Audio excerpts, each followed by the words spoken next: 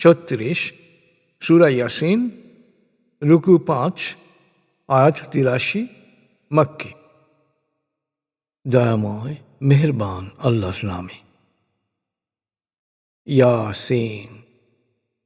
সাক্ষী এই প্রজ্ঞাময় কোরআন, তুমি অবশ্যই রসূলদের একজন।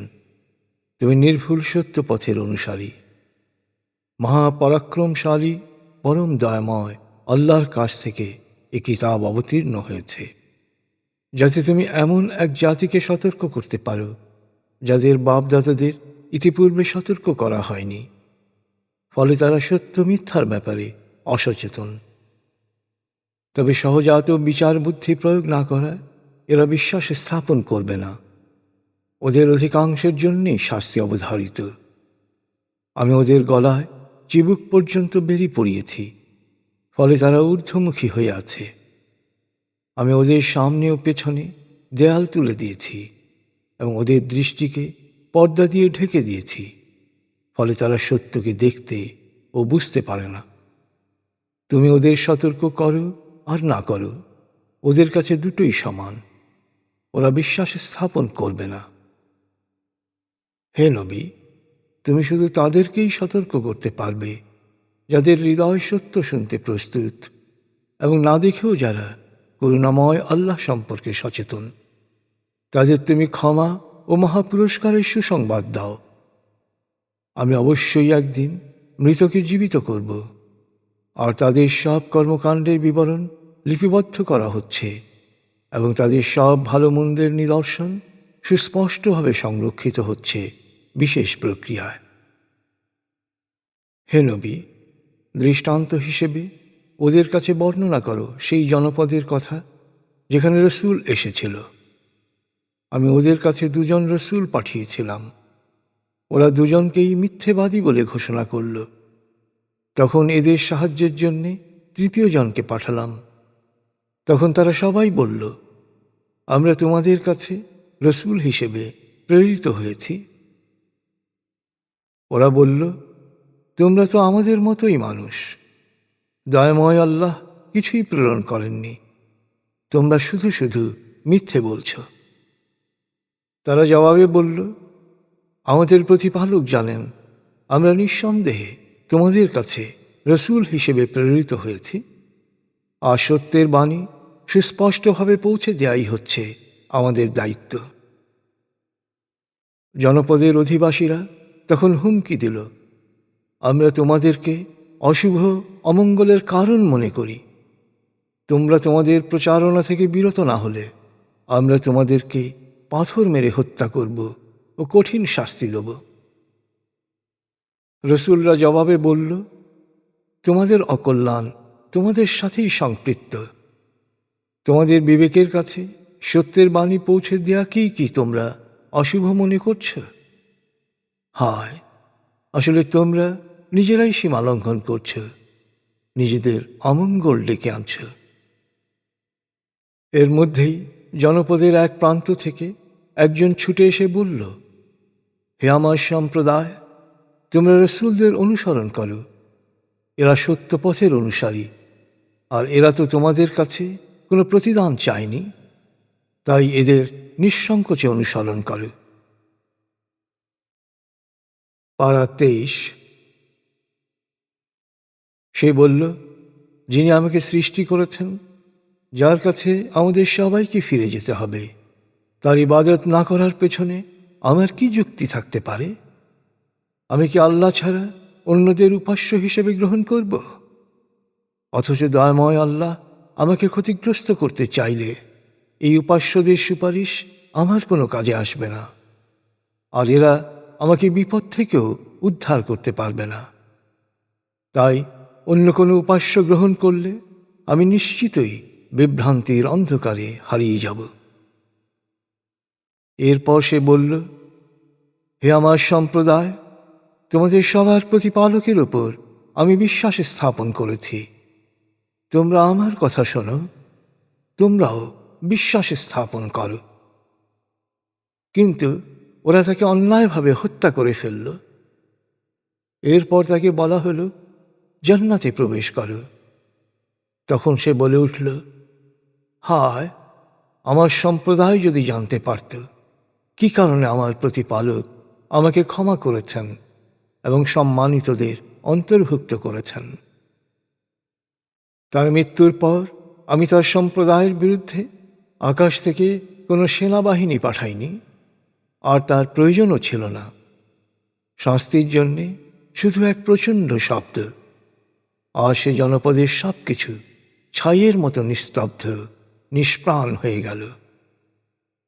হায়, অধিকাংশ মানুষকে আফসোসের বোঝা বহন করতে হবে।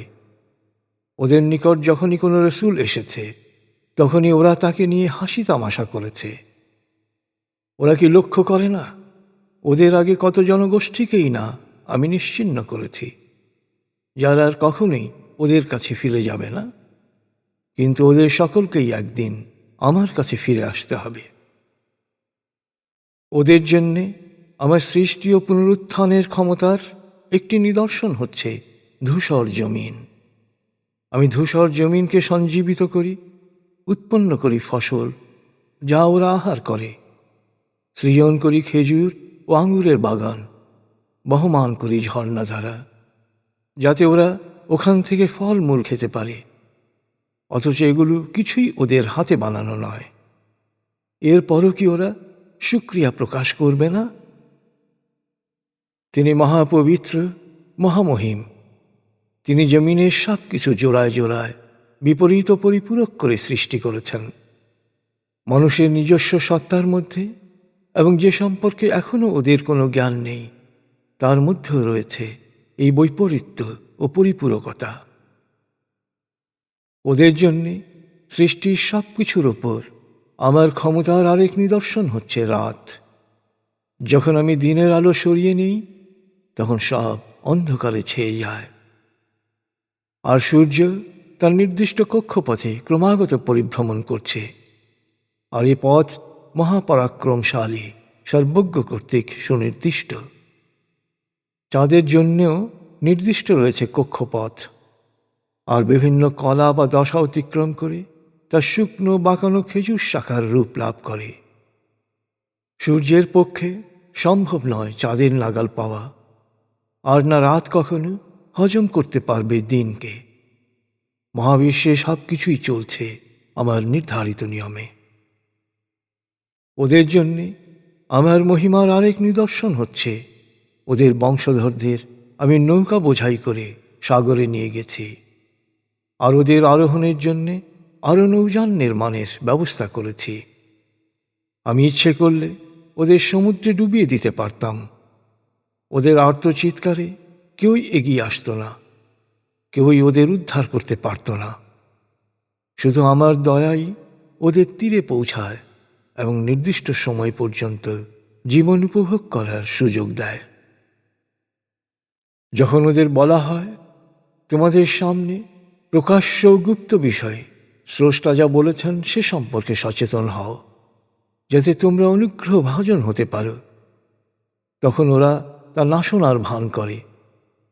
আসলে ওদের প্রতিপালকের কোনো বাণী যখনই ওদের কাছে পৌঁছায়, তখন ওরা মুখ ফিরিয়ে নেয়।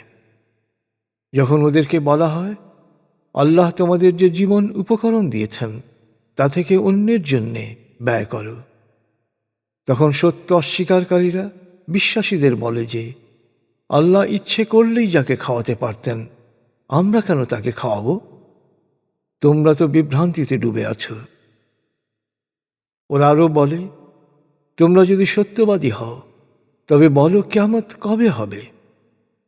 আসলে ওরা জানে না যে পুনরুত্থান নিয়ে বিতর্করত অবস্থায় একটি মাত্র বিকট শব্দ হবে, এরপরে ওদের সব শেষ।